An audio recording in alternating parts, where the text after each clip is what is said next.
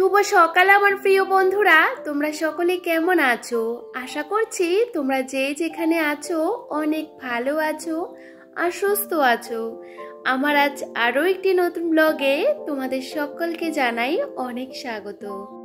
আর আজকের দিনটা ছিল রবিবার, আর এখন ঘড়ির কাঁটাতে সকাল 6:45। সকালে ঘুম থেকে উঠে পড়েছি। আজকে ভেবেছিলাম একটু দেরি করে উঠব, তবে জানো তো রবিবারে না আমার প্রচুর কাজকর্ম থাকে। সপ্তাহে অন্যান্য দিনের থেকে রবিবারে প্রচুর কাজ, যেমন জামা কাপড় কাচতে হয়। প্রত্যেক দিন জামা কাপড় কাচা হয়, কিন্তু রবিবারে প্রচুর জামা কাপড় কাচতে হয়। সাথে বুঝতেই পারো বাড়িতে প্রচুর কাজকর্ম থাকে। যাই হোক, সকালবেলা ঘুম থেকে উঠে এক গাদা জামা কাপড় ভিজিয়ে দিয়েছি। আর আজকে বেশ অনেকটা দিন পর না এই যে বালিশ টালিশগুলো কুশনগুলো সমস্তটা বাইরে একটু রোদে দিচ্ছিলাম। দেখি সকালে বেশ সুন্দর ঝলমলে রোদ বেরোচ্ছে, মনে হচ্ছে রোদ উঠবে। তবে কুশনগুলো একদমই ছিঁড়ে ছিঁড়ে গেছে, সাইডগুলো সেলাইগুলো খুলে গেছিলো, সেগুলো সেলাই করে নিয়েছি। আর যে সমস্ত গুচ্ছু কাঁচা ধোয়া করবো সমস্ত কিছু তো ভিজিয়ে রেখেছি। আর ছেলের যে প্লাস্টিকটা পাতা হয় আর কি ছেলের জন্য, সেটাও না আজকে একটু ডেটল দিয়ে ধুয়ে দিয়েছি। এমনিতেও ও তো এখন টয়লেট করে না, তারপরেও বিছিয়ে রাখি, যদি কখনো করে দিই সে কারণে। তবে চলো, এদিকে রান্নাঘরে চলে এসেছি। ভাবলাম জামা কাপড়গুলো একটু ভিজে গেলে না পরে কাচতে না বেশ সুবিধা হয়, সে কারণে সকালে টিফিনটা আগে বানিয়ে নিচ্ছি। কারণ যেহেতু বড় বাড়িতে রয়েছে, ছেলেও রয়েছে, ওদেরকে তো খেতে দিতে হবে, তাই না? কারণ ওরা যদি শান্ত থাকে তাহলে কিন্তু আমরা খুব ভালোভাবে আমাদের সংসারের কাজগুলো করতে পারি। বরের আবদার ছিল আজকে লুচি করতে, ভাবলাম আজকে লুচি করব না, চলো রুটিয়ে করে নিই। আর এক সাইডে ঘুগনি বসিয়ে দিয়েছি, আর ঝটাপট করে আমার কিন্তু হয়েও যাচ্ছে। ছেলের জন্য ঘি দিয়ে করেছি, কারণ ঘি দিয়ে ওকে করলে না ও খেতে চায়, এমনি রুটিগুলো খেতে চায় না।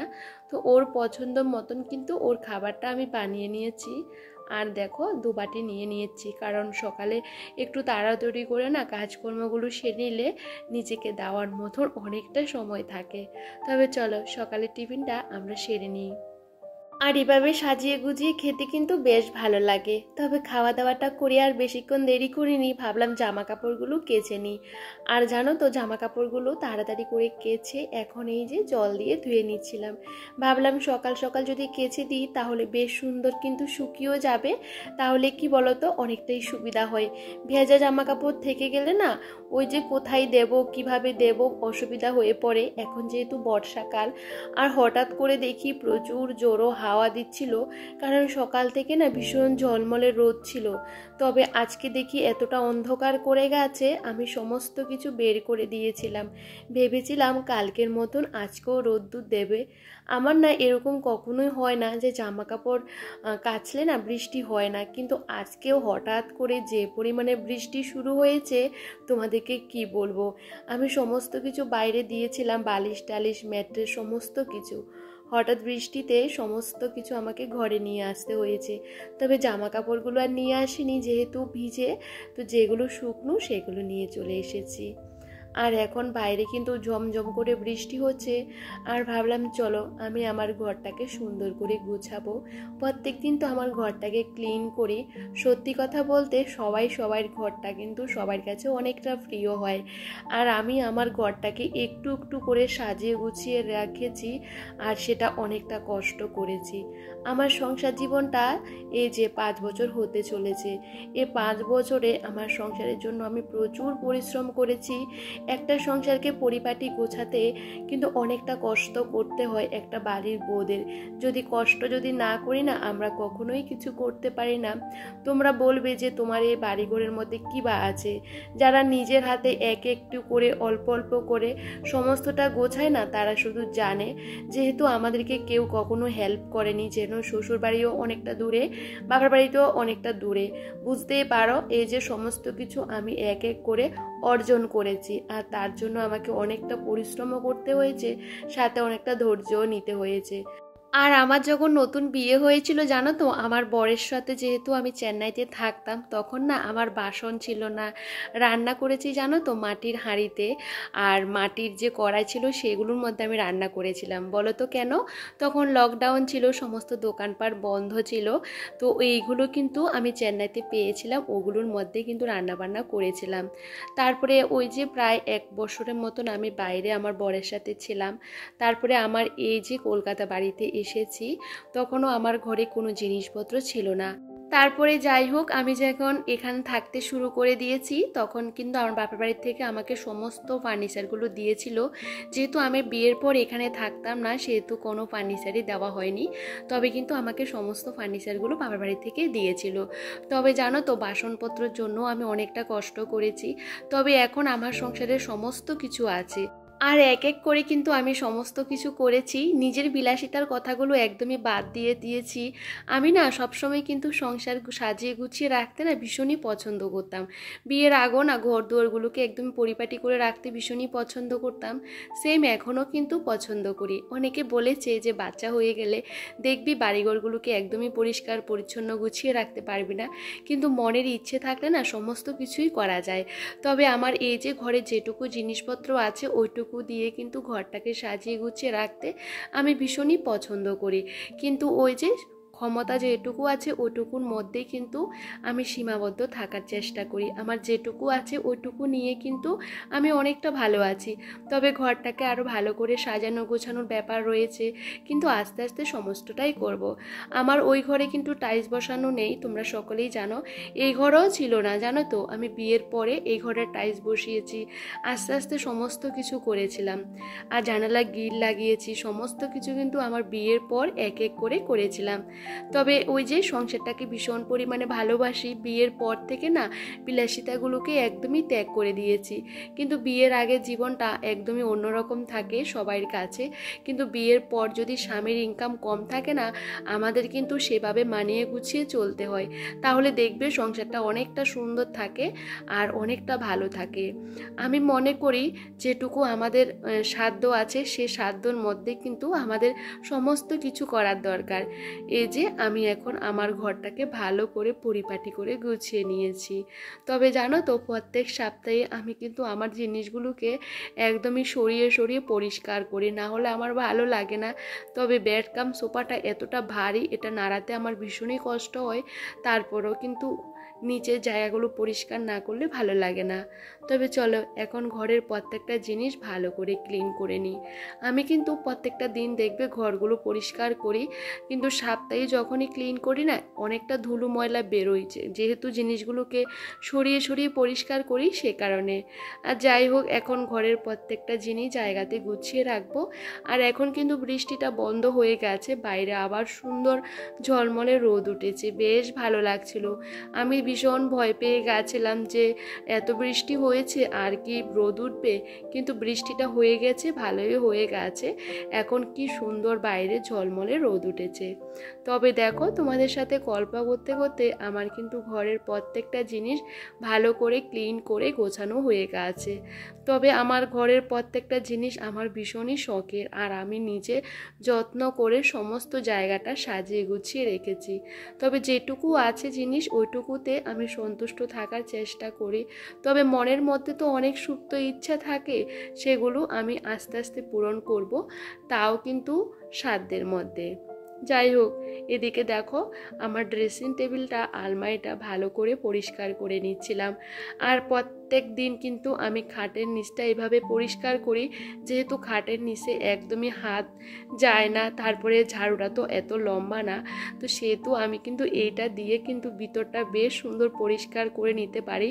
আর দেখবে খাটের নিচে প্রচুর ধুলো জমা হয়ে পড়ে, কারণ পাকার যে হাওয়া, সে হাওয়া কিন্তু সমস্ত কিছু এসব কোনাকানার মধ্যে কিন্তু ধুলো ময়লাগুলো ঢুকিয়ে দেয়।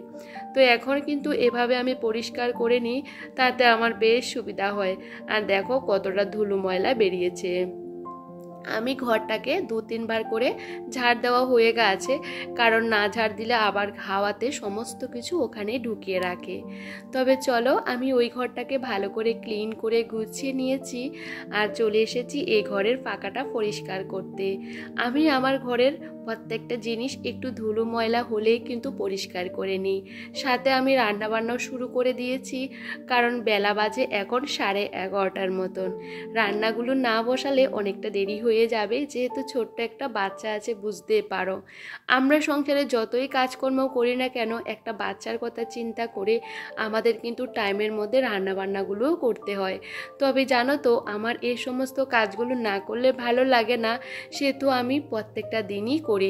আর আমার গুছিয়ে পরিপাটি করে কাজ করতে বেশ ভালো লাগে। আর এদিকে এই ঘরটাকে গুছিয়ে নিচ্ছি, সাথে রান্নাবান্নাও শুরু করে দিয়েছিলাম। সকালবেলা যখন ঘুগনি করেছিলাম একবারে চিকেনের জন্য, আমি মশলাটাও করে নিয়েছি, তাতে আমার রান্না করতেও বেশ সুবিধা হচ্ছে। আর এই যে আমার ফ্রিজটাকে ভালো করে ক্লিন করে গুছিয়ে নিচ্ছি। বাঙালিরা দেখবে ফ্রিজের উপর এটা সেটা রেখে দেয়, তবে আমি না আমার ফ্রিজটার উপরটা একদমই খালি রাখতে চাই সব সময়। তবে একটা দুটো জিনিস আমি রেখে দিই, যেহেতু ফ্রিজের উপর খালি রাখতেও না দেখতে ভালো লাগে না। তবে আমি ওখানে রেখেছি একটা ফুলদানি আর একটা আয়না, আর বেশি কিছু আমি রাখিনি। এখন বিছানাটাও ভালো করে গুছিয়ে নিচ্ছি। ছেলে এখন বারান্দাতে বসে বসে খেলা করছে, আর ওর বাবা কিন্তু ওই যে সাইকেল পরিষ্কার করছিল, কারণ রবিবার মানে ওই সাইকেল মাইকেল এগুলো পরিষ্কার করতে হয়। আর আমি কিন্তু আমার মতন করে কাজকর্ম করছিলাম। আর ঘরটাকে ভালো করে ক্লিন করে নিয়েছি, প্রত্যেকটা জিনিস আলনা সমস্ত কিছু গুছিয়ে নিয়েছি। আর এখন ঘরটাকে ঝাড় দিয়ে নেব। আসলে কি বলো তো বন্ধুরা, দেখবে ঘর পরিষ্কার করার সাথে সাথে ঘরটা না ঝাড় দিলেও ভালো লাগে না। তবে এই যে অনেকগুলো নোংরা বেরিয়েছে, সমস্ত কিছু জড়ো করে এখন ডাস্টবিনেও ফেলে দিয়েছি। আর বাইরে খুব সুন্দর ঝলমলে রোদ উঠাতে আমার জামা কাপড়গুলোকে বারবার উল্টে পাল্টে দিচ্ছিলাম। আর বরের অফিসের ব্যাগ, জামা, জুতো সমস্তটা কেচে দিয়েছি, পরে আবার যখন রোদ উঠেছিল তখনই। আর এদিকে কিছু ফলমূল কেটে নিয়েছি, আর এই গরমের মধ্যে খেতে বেশ ভালো লাগে। আজকে তোমাদের সাথে আমার রান্নাবান্না কিছুই শেয়ার করিনি। আজকে করেছি পোলাও আর চিকেন কষার সাথে ডাল করেছি ছেলের জন্য, যদি এভাবে না খেতে পারে একটু ডাল দিয়ে খেতে পারবে। আজকে রান্নাবান্না অনেকটা তাড়াতাড়ি হয়ে গেছে, আর আজকে একটু রান্নাবান্নাগুলো একটু বুদ্ধি করে করে নিয়েছিলাম, কারণ প্রথম ওই যে আমি চিকেনটা রান্না করেছিলাম, আর হাঁড়িতে না আমি কিন্তু আজকে পোলাওটা রান্না করে নিয়েছিলাম, কারণ পোলাওটা ভেজে হাঁড়িতে বসিয়ে দিয়েছিলাম। কারণ আমার না দুটো কড়াই নেই বড় বড়, সে কারণে। এমনিতে বড় বড় কড়াই আছে, আমি ঢুকিয়ে রেখেছি, কারণ এগুলো নামিয়ে কি করবো বলো তো। তো সেহেতু আমার পোলাওটা না আজকে তাড়াতাড়ি হয়ে গেছে, যেহেতু হাঁড়িতে বসিয়ে দিয়েছিলাম, সে কারণে পরে আমি কড়াইতে ঢেলে নিয়েছি। আর এদিকে রান্নাবান্না সমস্তটা হয়ে গেছে, বর গেছে চান করতে, ছেলেও কিন্তু চান টান হয়ে গেছে। আর এখন যাব আমি। আর ঘর দুয়ারগুলো মোছার পর পাপোশগুলো জায়গাতে রেখে দিয়েছি। আর দেখো, গুছিয়ে রাখলে না এই যে কুড়ে ঘরটাকেও কিন্তু রাজপ্রাসাদের মতন মনে হয়। আর এই ঘরটার মধ্যে কিন্তু বেশি জিনিস নেই, যেটুকু আছে আমি অনেকটা পরিশ্রম করে একটু একটু করে করেছি। তবে দেখবে ভীষণ ভালো লাগে নিজের কোনো জিনিস যদি গুছিয়ে রাখা হয়। আর দেখবে ঘর যদি ভাঙা হোক আর চূড়া হোক, একটু গুছিয়ে রাখলে না দেখতে বেশ ভালো লাগে। তবে তার জন্য একটু বুদ্ধির দরকার, আর সাথে একটু পরিশ্রম তো আমাদের করতে হবে। যদি বাড়িঘরগুলোকে আমরা যদি প্রত্যেকটা দিন পরিষ্কার গুছিয়ে রাখতে চাই, তার জন্য একটু পরিশ্রম করতে হয়। তবে প্রত্যেকটা জায়গা আমার নিট অ্যান্ড ক্লিন। আর আমার কিন্তু আজকে অনেকটা তাড়াতাড়ি কাজকর্ম হয়ে গেছে, যেহেতু রবিবারে এমনিতে কাজ করতে অনেকটা দেরি হয়ে যায়।